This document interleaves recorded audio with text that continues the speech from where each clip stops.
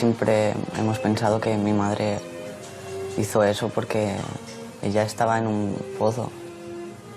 Nunca hemos tenido un sentimiento de reproche, digamos.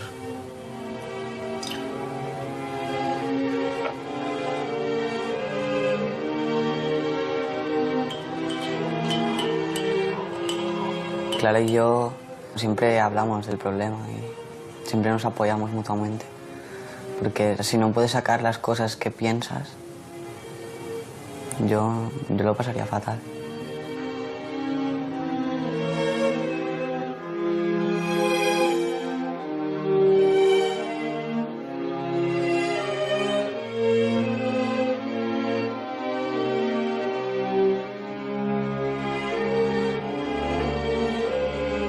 En cada caso de suicidio hay hasta 6 o 7 personas que se consideran supervivientes de ese suicida, cuyas vidas se ven profundamente afectadas por el suicidio. Son familiares y amigos que les cambia la vida porque se ven inmersos en esa vorágine de sentimientos que genera el suicidio de un familiar o un amigo muy cercano. Haber vivido con una persona con depresión y haber sufrido un suicidio me ha marcado y a mi familia la ha marcado muchísimo. Yo podía estar normal, yo hablaba de cualquier tema bien, pero era sacar el tema de la muerte de mi padre y yo me quedaba mudo.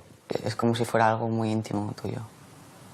Es como si fuera un secreto que no te hace falta que sepa nadie.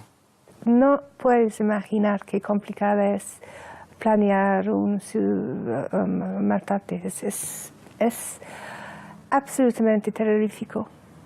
Y no hay palabras. Tengo escalofríos justo pensando en ello.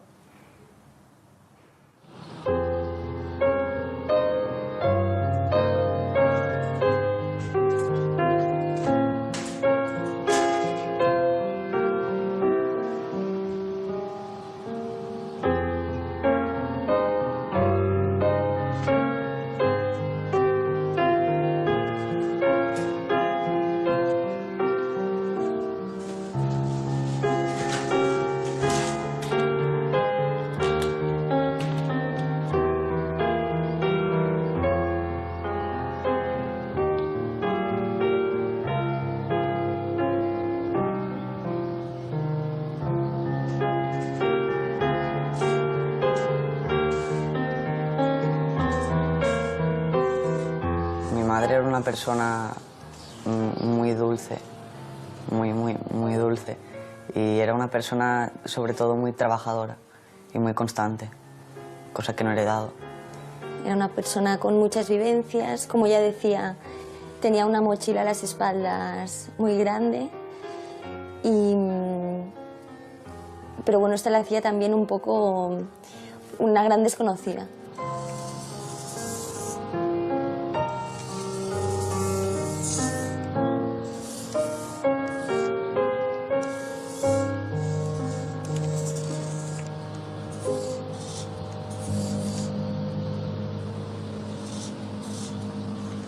Para mí era una persona con muchas contradicciones. Básicamente empezó su vida estudiando y queriéndose formar, trabajando desde muy joven, y entonces derivó su vida laboral hacia una parte económico-comercial como muy estresante, muy de yuppie, esa época, ¿no?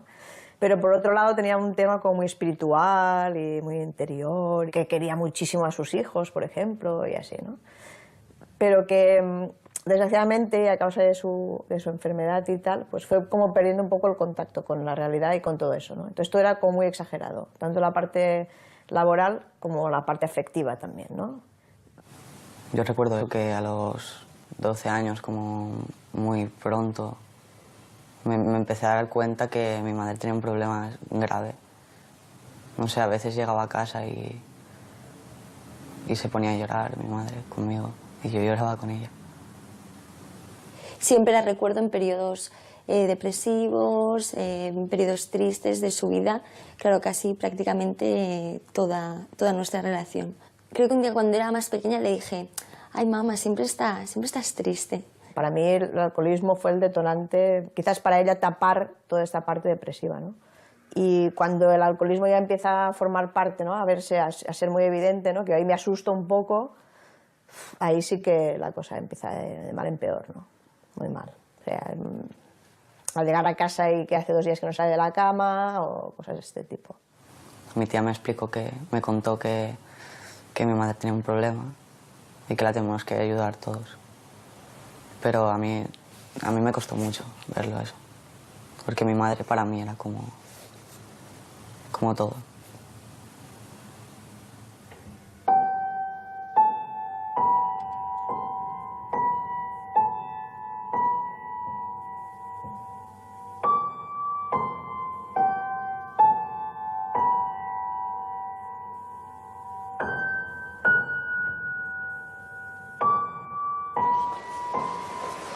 Mis sobrinos siempre tuvieron una actitud como de cuidadores, muy desde el principio, ¿eh?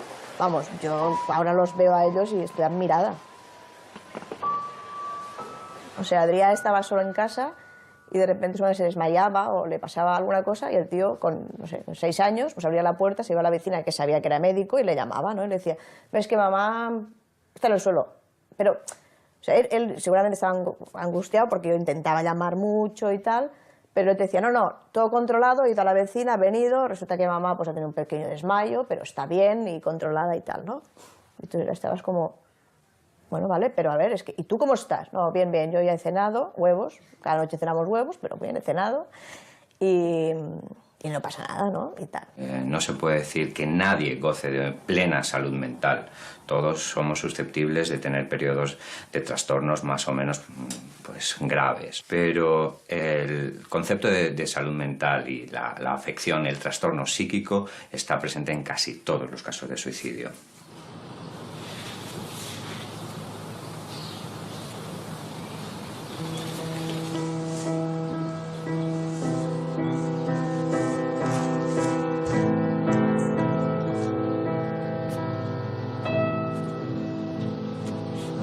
Yo recuerdo que con 12 años yo tenía ideación suicida ya, que estaba en mi escritorio, en donde vivíamos antes.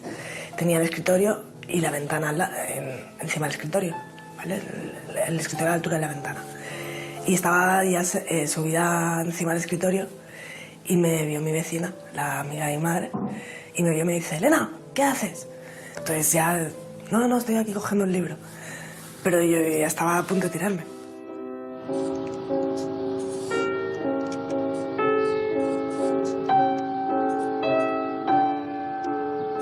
Yo cuando tenía 12 años, yo no me duchaba si no me duchaba mi madre. Y mi madre nunca tenía tiempo y me duchaba una vez a la semana. Y el pelo, pues, bueno, iba hecha una porquería al colegio. Entonces sé que recuerdo que me insultaban, me decían de todo. Y ahí me sentaba muy mal. Y ahí es cuando yo empiezo a sentirme mal. A partir de los 16, sí que entonces habían unos enfados desproporcionados, unos arranques no de violencia, sino, bueno, violencia verbal, eso sí. Bueno, era insoportable el tema de los tacos, de enfadarse muy rabiosamente por pequeñas cosas. Entonces empezó a tener ella una angustia interna, pero tampoco se sabía expresar. Yo tampoco la sabía entender. O sea, hablábamos mucho. Esto sí que ha sido una suerte, que todo lo que le pasaba me lo contaba. Yo le decía a mi madre que sentía que estaba poseída, porque hacía cosas que yo no quería hacer, pero no podía evitar hacerlas. En septiembre del 2001, exacto, en septiembre del 2001, yo le pido ayuda a mi madre, vamos al médico y me dan cita para febrero del 2002. Y a principios de febrero yo hago mi primer intento de suicidio. Me tomo unas pastillas que se tomaba mi madre, bueno, mis padres se fueron el fin de semana y yo básicamente los eché, iros, no os preocupéis, para quedarme sola y tomarme las pastillas. Me lo comentó al día siguiente, que no se encontraba bien, que tal, y claro, corriendo a San Juan de Dios. Allí ya no le pudieron hacer el lavado de estómago, entonces ya la internaron un par de días, pero error por no saber qué pasaba, claro, con los familiares, qué ha pasado, todos allí, un regalito, bombones, tal. Claro, esto es, ahora lo sé, perjudicial, porque es como darle un premio a un problema. Un adolescente puede intentar suicidarse porque está deprimido y la vida ya no tiene sentido y tiene la sensación de que está en ruina total y lo va a suspender todo y los amigos lo han dado de lado y no espera nada de la vida y tiene una gran desesperanza. O se puede intentar suicidar porque piensa que le persiguen o que le van a hacer daño o escucha una voz en la cabeza que le dice que tiene que matarse. O puede intentar suicidarse simplemente como un acto impulsivo, ¿no?, dentro de un trastorno de conducta más generalizado, que tiene una facilidad enorme para actuar y una de las formas que hace de actuar es quitarse la vida, ¿no? O puede no intentar suicidarse, pero sí hacerse daño, no calcularlo bien y conseguir el suicidio, ¿no? O sea, se puede llegar por múltiples vías. Al segundo intento, que se tiró al mar, pues claro, la policía a las 3 de la mañana, pues que habían sacado a mi hija del mar. Bueno, al hospital otra vez. Otro intento de suicidio cortándose las venas. Bueno, así 6 hasta el 7º que se tiró al metro. Yo recuerdo el estar en la vía del metro, intentar levantarme y no poder levantarme. Me dio un golpe en la cabeza, aquí tengo un bultito, una hendidura. Entonces me operaron de la cabeza para quitarme ese hueso que se había hundido. El brazo lo tengo todo como si estuviera quemado, pero que en realidad es todo rasgado del metro. Y la paraplegia.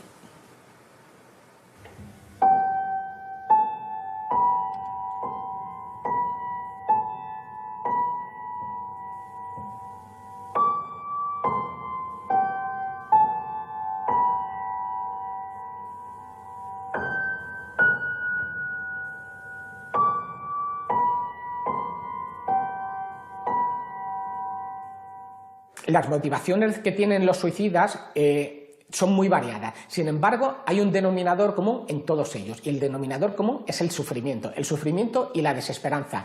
Es muy simple, es como: sufro tantísimo en esta vida que prefiero morir que seguir viviendo como estoy viviendo. Y ahí ya no tienes capacidad para pensar en la gente que queda después. O si tienes capacidad, tienes una imagen totalmente distorsionada y piensas, digamos, que es lo mejor para esa gente y que esa gente lo va a entender, se va a recuperar y que les vas a hacer un favor. Luego tendrían que ver, digamos, a los familiares cómo quedan para que vieran que no es en absoluto así.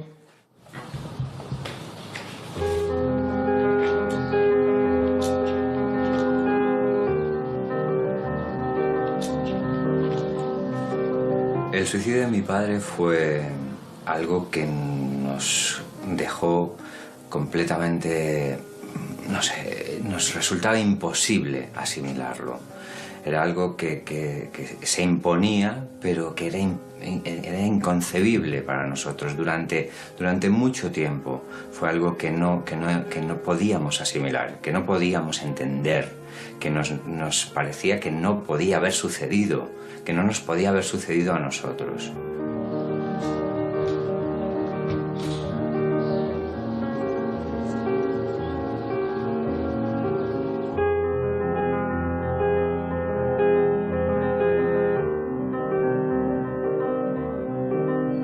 Antonio, mi marido, era un hombre bueno.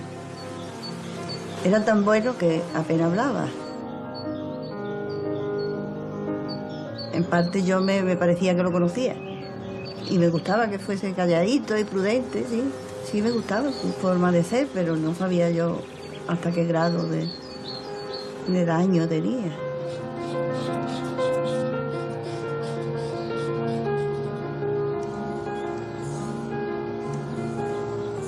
Era muy adelantado en su época en cuanto a permitirme, entre comillas, que me sacara el carnet, que estudiara, que me fuera con 7 hijos y el más pequeño con 4 meses. Me iba cada mañana a las 7 de la mañana para el hospital para hacer las prácticas. Como hablaba poco y hacíamos un viaje, por ejemplo, de aquí a Málaga y no hablaba nada, yo siempre pensaba, eso es que no me quiere, eso es que no me quiere. Yo me resentía también de ánimo. Pero nunca pensé que tuviera una enfermedad tan profunda. Una de las cuestiones que más angustiaban a mi padre a lo largo de toda su vida era la posibilidad de una ruina anticipada. Él anticipaba la posibilidad de una ruina económica que nunca se dio, pero que le angustiaba profundamente. Y decía una frase: esto no puede ser, esto no puede ser. Decía, ¿cómo no va a poder ser? Si hemos pasado ya, por ejemplo, 30 años diciendo tú que no puede ser, y hemos podido, porque el no puede ser era el gasto, llevar la casa para adelante y lo que suponía el coste de la vida. Un sábado por la mañana sentí un golpe, digo, es que está lavando el coche. Pensé que era la puerta del coche. Y al ratillo sentí otro golpe. Y digo, esto me confirma que está lavando el coche, limpiándolo. Nunca sospeché ni pensé que fuese un tiro. Eran tiros.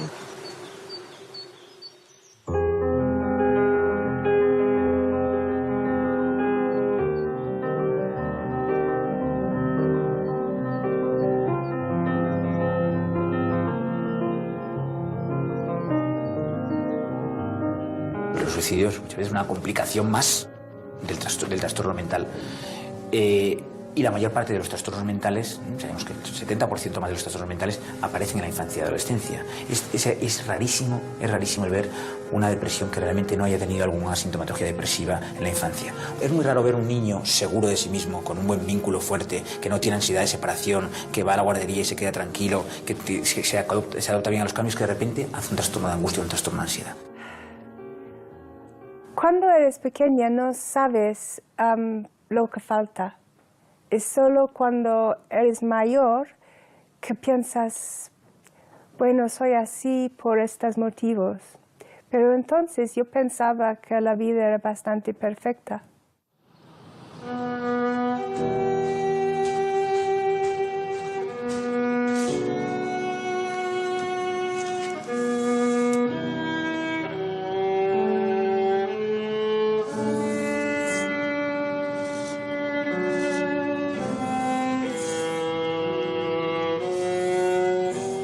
Tenía una infancia bastante privilegiada, pero un poco triste. Mis padres eran muchísimo mayor que yo, mis hermanos mayor también, entonces estaba súper sola. Mis padres no mostraban mucha afección, estaban bastante fríos ambos. Y me mandaron siempre fuera a jugar en el jardín, o tenía un caballo y siempre estaba fuera montando. Nunca mostraba mis emociones. Tenía como miedo a todo el mundo, tenía miedo de la vida. Y luego fui al colegio internada y ahí estaba bastante feliz, pero esto es porque no estaba en casa. Y estaba la única niña que no estaba deseando las vacaciones.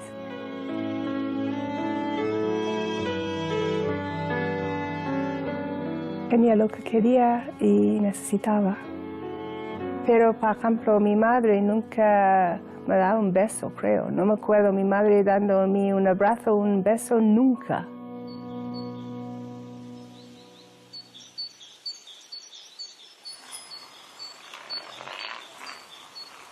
La verdadera prevención es la que se hace en las primeras etapas de la vida, ¿no? Y en las que se generan niños con vínculos fuertes, niños seguros de sí mismos, niños que saben que pueden modificar el entorno. No hay mejor forma de generar desesperanza que yo no sea capaz de controlar, que da igual lo motivado que esté, la cantidad de trabajo que le ponga, las ganas que le ponga, lo bueno que yo sea, que de forma independiente voy a recibir palos o premios desde el exterior. Eso va a generar una persona absolutamente insegura, que en un momento de debilidad o en un momento de crisis va a hacer crack y va a ver el suicidio como única forma de salida.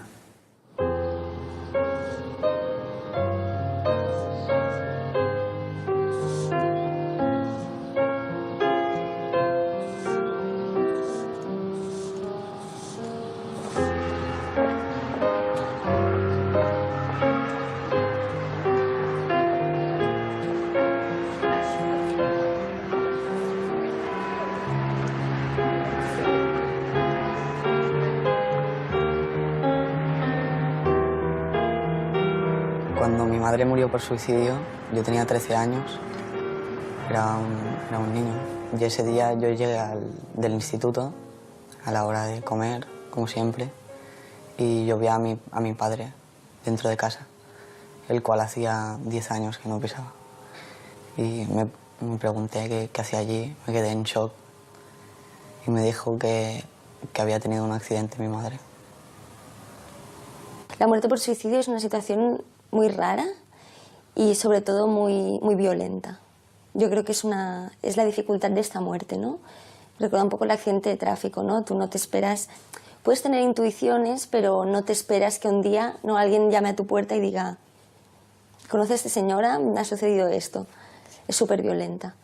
Y también hay un tema complicado igual y un poco raro, puede parecer raro igual, ¿no? Que es un poco de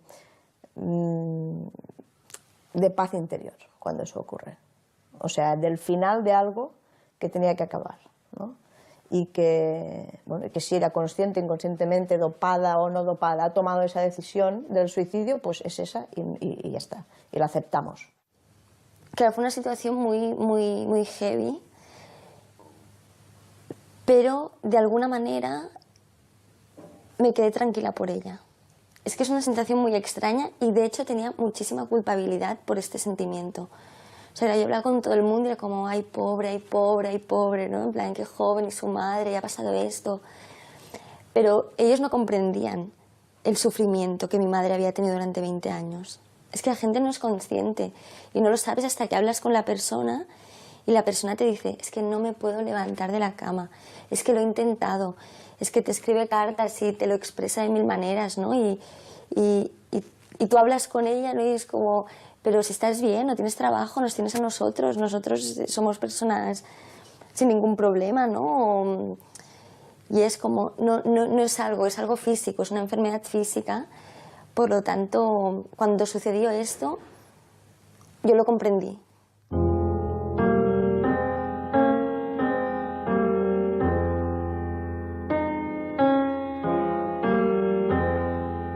Es muy fácil caer en una depresión.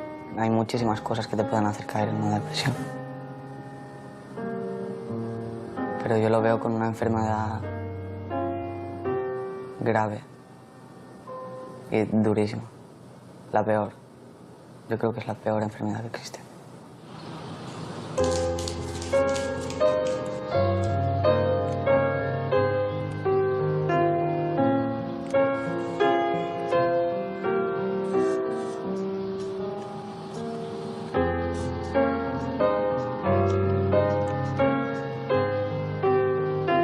Recuerdo cuando me llamó por teléfono mi tía para decirnos a mí y a mi hermano que nuestro padre había muerto.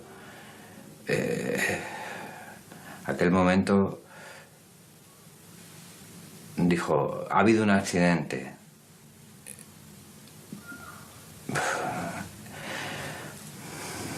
Mi hermana intervino en el teléfono y dijo: no ha sido un accidente. Mi expresión de desesperación era: ¡Dios! Muy fuerte. Y lo repetí varias veces. Y ya mi cuñada, que vivía en esa finca de al lado, lo escuchó, los primos también lo escucharon. Los gritos eran desgarradores. Una tragedia, ¿no? De repente, escuchas gritar a tu madre, a tu hermana y te preguntas: ¿qué está pasando? ¿Qué está pasando? Y bueno, me levanté y yo pensaba que era un sueño, era un mal sueño que no terminó nunca. Al final te das cuenta que va pasando el día, que aquello es real y que te ha cambiado la vida. De repente, todo lo que parecía estructurado en tu vida, de niño, adolescente de 14 años, se trastoca por completo. Y fue complicado. De los 7 hermanos, los 2 más afectados por la muerte de mi padre fueron los más pequeños. José Luis, Isabel, eran los que vivían en la casa todavía. Los mayores ya éramos independientes, trabajábamos, pero ellos dos eran muy jóvenes todavía. Y mi hermano pequeño, José Luis, se quedó fuera de la realidad.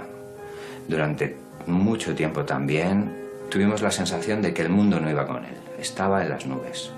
Dejó de estudiar, era completamente ajeno al dolor que expresaba mi madre casi a diario.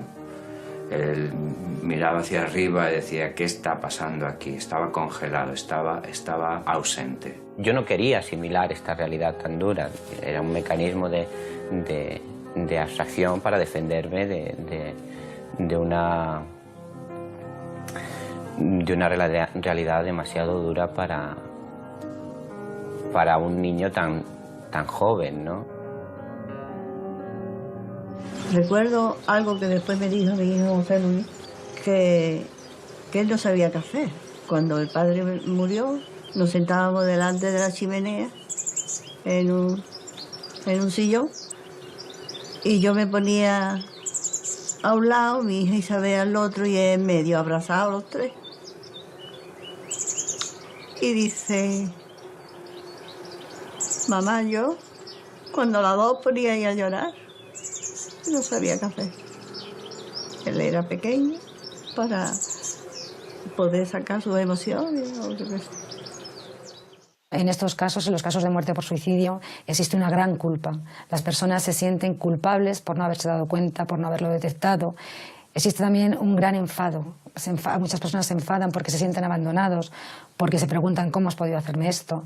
Y también existe sobre todo una gran vergüenza al juicio de otros familiares más lejanos o de vecinos, con lo cual se tiende a ocultar. Para mi madre fue durísimo. Se culpabilizaba, no lo entendía, le dolía y lloró muchísimo. Lloró mucho, durante mucho tiempo. Sí, también, porque también escuchaba a alguien. Mi marido estaba muy solo, porque como yo estaba trabajando.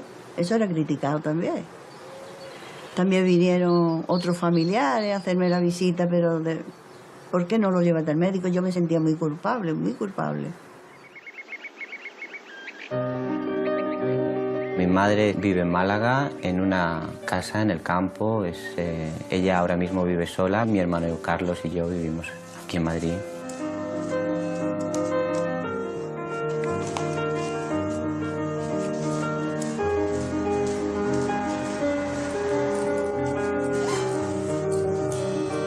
Intentamos ir una vez cada mes, cada 2 meses para visitar a mi madre donde vive ahora, ¿no? Que es la casa donde mi padre murió.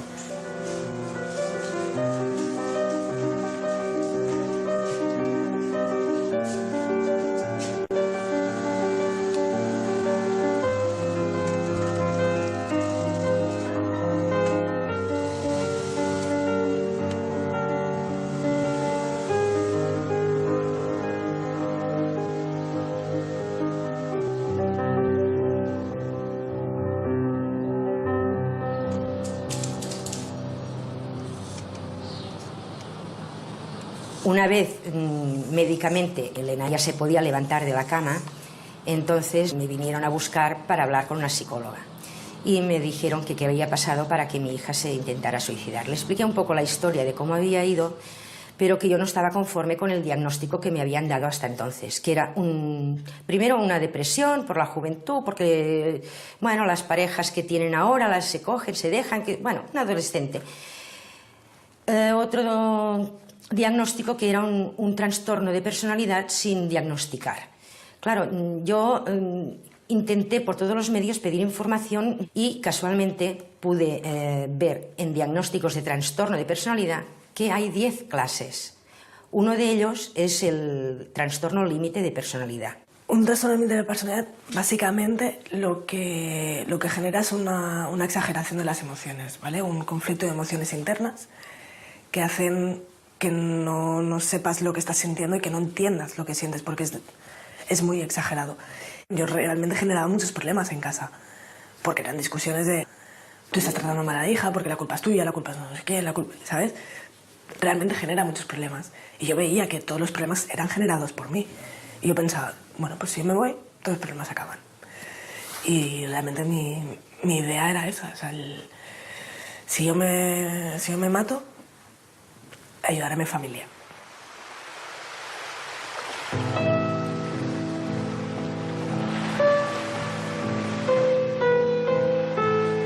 Existen muy pocos suicidios en los cuales la persona que se suicida no tiene una enfermedad mental. Cuando eso sucede en una etapa como en la adolescencia, ¿no? En la que lo natural es que se está al principio de la vida y que uno tiene muchísima trayectoria por delante, en la inmensa mayoría de los casos, si no es el 100%, en el 99% de los casos, hay por debajo un trastorno mental.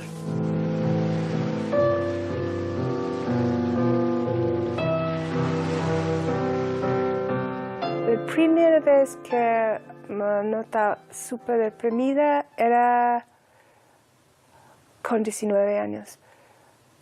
Me sentía distinta que los demás. Como estás andando en otro planeta, que no podía comunicar siempre con la gente, hasta que en fin salí de mi país. Estaba siempre viajando, porque no aguantaba estar cerca de la familia, que es una pena, no era exactamente su culpa, pero es circunstancias.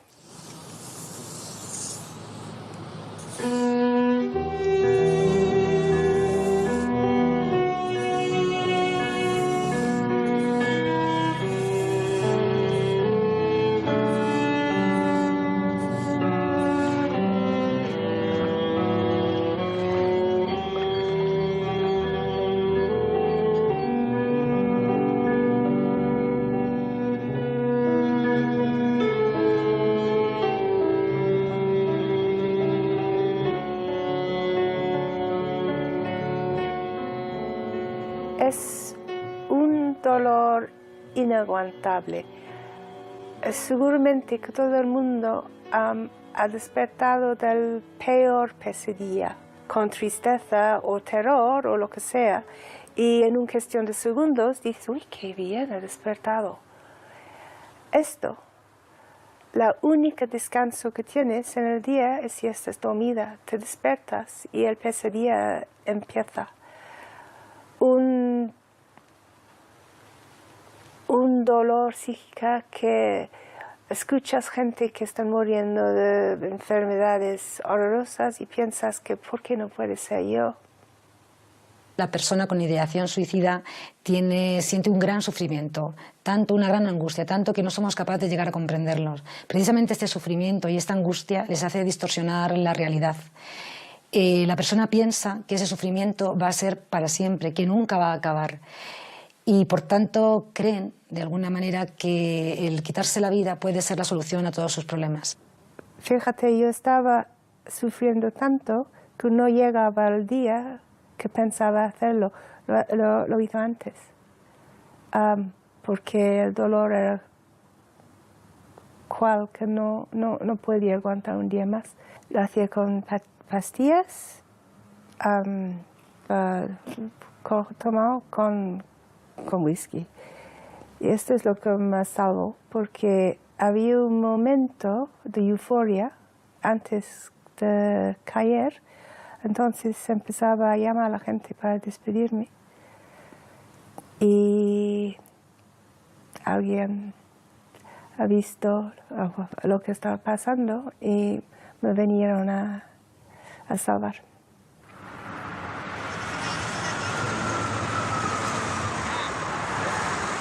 En mi familia, el tema del suicidio lo hemos hablado abiertamente, sí, desde el mismo día. De hecho, la primera noche que mi madre murió, casi no dormí, precisamente hablando, comentando las dudas o los sentimientos que nos estaban pasando a todos por la cabeza. Yo creo que tanto yo como mi hermano hemos superado la situación y hemos tenido un duelo súper bueno por el hecho de hablarlo y de ser conscientes del problema.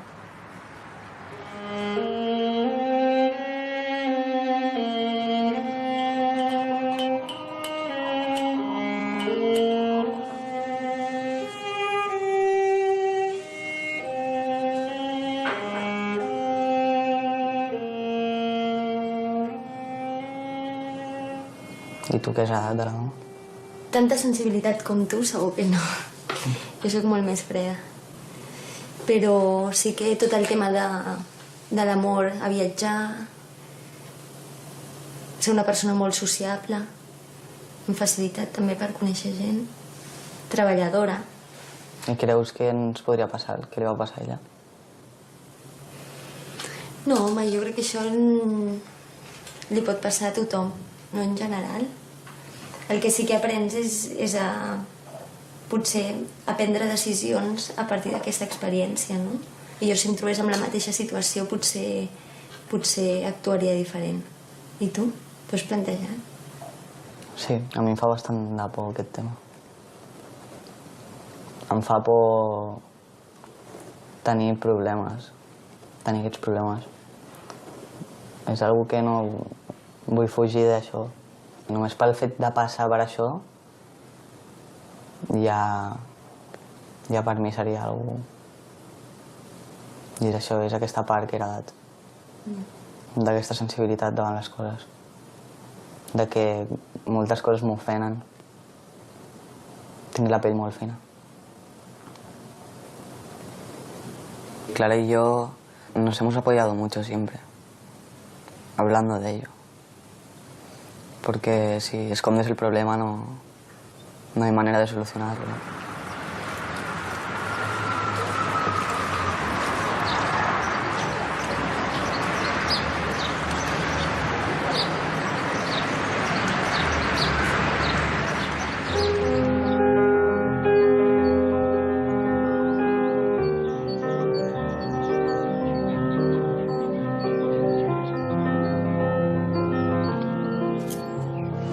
Nosotros lo hemos hablado cuando ha pasado bastante tiempo, ¿no? Hasta que no pasaron muchos años, no empezamos a hablar un poco. 10 años después,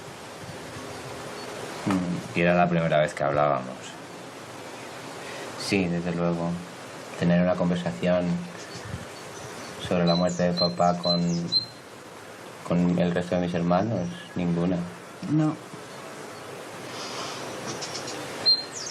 Bueno, en general nosotros no hablamos mucho. Sí, ahí voy. Entre nosotros de nada. Sí, sí. Pero eso entre que dolía y por otra parte resultaba tan complicado, tan difícil de entender, nos resultaba inabordable, ¿no? No sabíamos qué decir, no sabíamos qué decir. Pues yo he estado muchos años sin querer decir la palabra suicidio, hasta hace poco. Siempre decía murió. Mi marido murió, o tu padre murió, o cuando tu padre murió, hace tantos años, la palabra murió. Yo nunca he tenido problemas para decir que se suicidó. Para mí ha sido, bueno, sí, un sufrimiento íntimo, familiar y bueno, pues la pérdida de un padre. Pero cuando me han preguntado siempre he respondido sí, que mi padre se suicidó y que yo era joven y bueno. Cuando yo fui a sacar una partida de difusión, la persona que estaba allí atendiéndome abrió un libro y leí yo muerte por armas de fuego en la zona cardíaca. Me impactó muchísimo. Yo cuando todavía no decía abiertamente, no hablaba de esto, siempre me preguntaban, ¿y tu padre? Yo decía, mi padre murió del corazón. Tiene poco sentido, ¿no?, el quejarnos de que uno de los grandes problemas que tiene la salud mental, la falta de salud mental, temas psiquiátricos, es el estigma, cuando somos nosotros en ocasiones los que a través del tabú, ¿no?, promocionamos ese estigma, ¿no? Y el caso del suicidio es un problema enorme que tenemos que afrontar y de lo que no se habla no se puede solucionar, ¿no?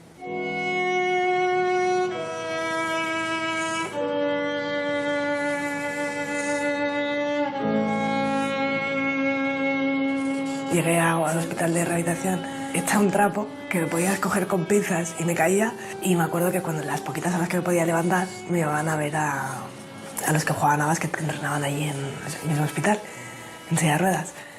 Y me encantaba verlos porque, claro, los veías que se caían al suelo y se levantaban con una mano y dices, pero bueno, ¿y esto cómo puede ser? Esto es imposible. Y ya con los años, bueno, entonces ya ahí empieza bueno, pues si ellos pueden, yo voy a poder también.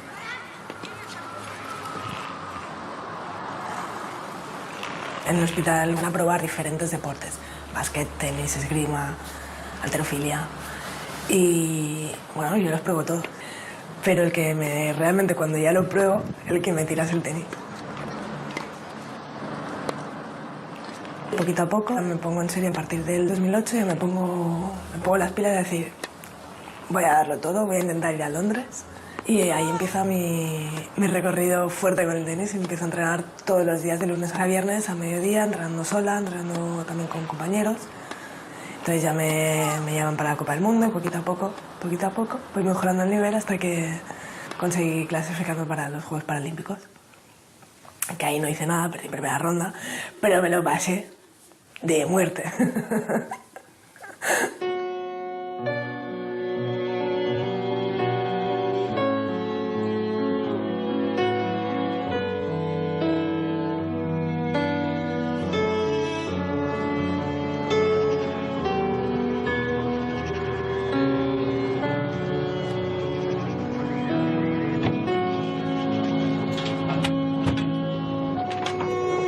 Creo que Elena ahora mismo es una persona diferente, totalmente. Sí, entiendo que aparte de que haya tenido los problemas que haya tenido, la enfermedad y demás, pienso que esto lo que te hace es... Cuando tú haces algo como esto, te puede ocurrir dos cosas, o hacerte más débil o hacerte más fuerte. Yo pienso que ella la ha hecho más fuerte. Normalmente los trastornos de personalidad al límite se tratan entre 2, 5 o 7 años, si el enfermo ya ha aceptado que tiene la enfermedad mental. A partir de aquí hay buenos resultados. Se pueden integrar perfectamente a una vida normal, sabiendo que tienen momentos de crisis, de angustia que pueden controlar y que pueden tener una ayuda. Que esto es muy importante. En un momento dado y puntual pueden necesitar una ayuda y poderla pedir. Esto es muy sano para ellos. Un potencial suicida, para mí, entre otras cosas, necesita apoyo psicológico de un profesional que le haga ver una cosa, y es que no va a seguir siempre sufriendo igual, que permita, digamos, que se deje ayudar la persona. Y luego también lo que es importantísimo es acabar con la desesperanza, es enseñarle, digamos, a ver esos problemas que tiene de una manera diferente. Yo hice terapia que me enseñó que si trabajas tu propia personalidad, lo puedes cambiar. Soy la misma persona, pero no tengo el lado oscuro que era dentro. Es que a veces quizás hay un pequeño hueco que intenta a meterse y paro y le digo a mí mismo, vete, vete. No entras y el diablo se va.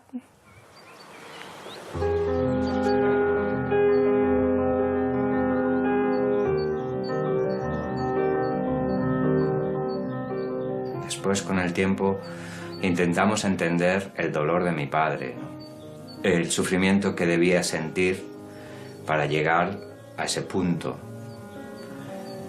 Y también nos reprochábamos no haber sabido verlo, no haber sabido ver que sufría tanto.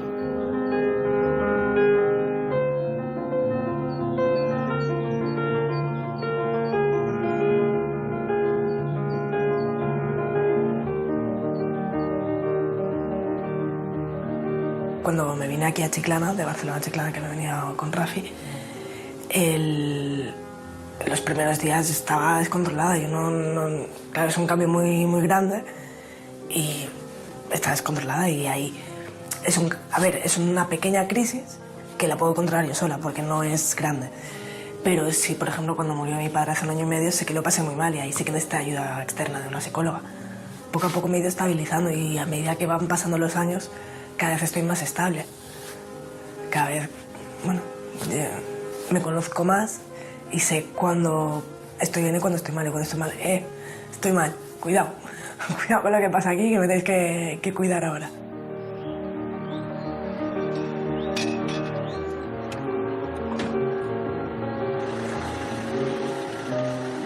Prefiero pedir ayuda antes que volver a lo de antes. Que a lo mejor esa crisis también la podría superar, a lo mejor sí. Pero porque prefiero pedir ayuda, me quedo más tranquila. Y mi familia también, claro.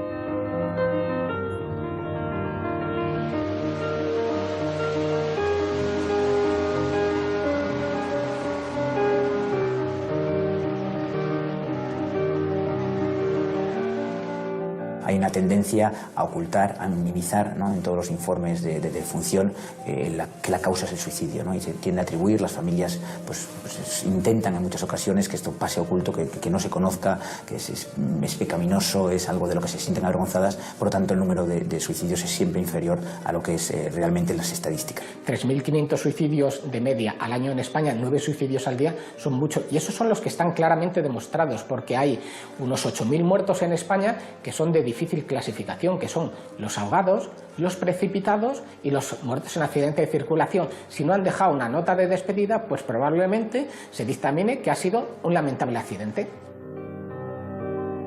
Es algo que he hecho y no tengo ninguna vergüenza de esto. Y me niego a sentir que es un tema estigmático, porque no debería ser.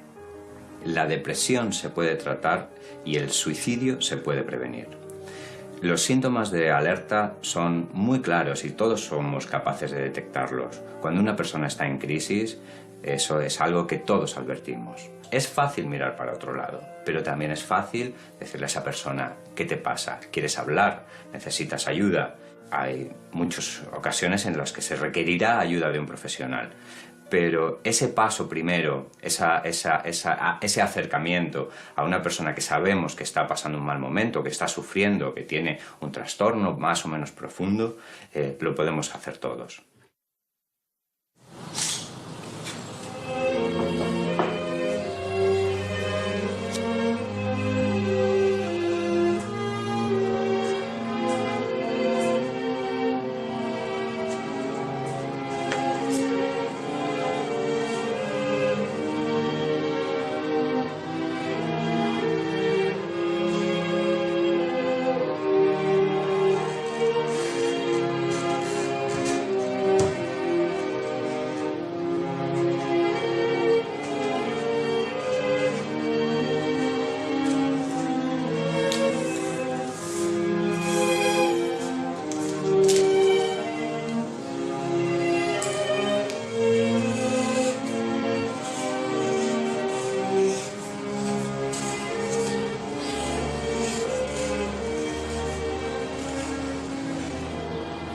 Aposté con mi hermana que en unos años todo habría cambiado.